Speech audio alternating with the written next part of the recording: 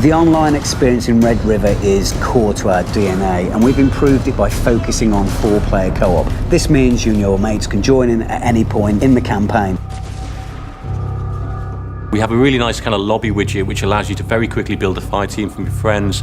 If you're playing the campaign and one of your friends suddenly comes online, you can jump in straight away and join you. We've really tried to cover as much as possible just to let players do whatever they want to do. It means that the game experience is just so much more streamlined now when you're playing it online.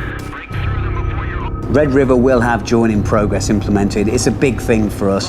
You know, we can't go out into the marketplace nowadays without having something where you can join in at any time with your buddies and play the game and basically kick some ass. So while the host is customizing the game, the guys can be joining it. He can kick the game off, the guys can join in halfway through. So the whole game is built around this co-op experience and just making the game experience as slick and smooth as possible. The entire campaign is playable in both co-op and single player. You can have variations, you can play it with one or two of your friends with AI filling in the other slots. This means that you can play the whole experience in a completely different way if you pull your friends in.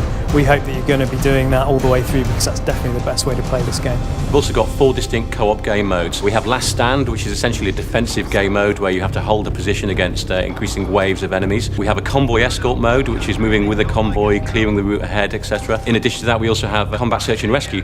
The idea behind this is that you have to find pilots that have gone down behind enemy lines. And finally, we have a Combat Sweep mode, which is all about moving through compounds and villages, clearing out insurgents and finding ammo caches.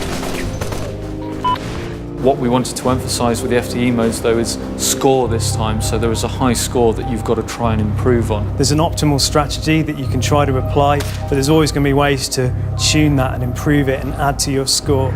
You're going to be scoring points not just for completing objectives, but for how you kill the enemies, how you keep your fire team alive. All of these different ways of combining together to make a high score are going to allow players to keep playing the game for months and months and months. We haven't just reused the campaign area for our fire team engagements. What we've done is create a bespoke area in the southeast of our map. It's based on a real location in Tajikistan where we've pulled loads of reference material from. But each of these map locations is built around the type of gameplay you're going to have in each of those game modes. We've essentially re-engineered and re-architected all of our tech and gameplay around co-op. So that gives you an idea of how seriously we take it. We're really excited about Red River. We're really excited about the fact there's going to be other gamers coming from other games next year to play this.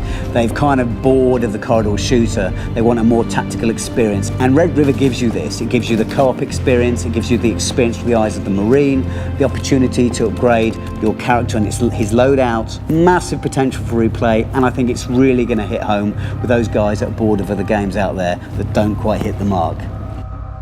For me, it's very much the thinking man shooter. It's all about the decisions you make. We don't lead you by the hand through the levels. It's up to the player to decide how they're going to get the best out of that level. It's all about co-op, it's all about team play, it's all about communication and giving the players the tools and the options that they need to have an awful lot of fun.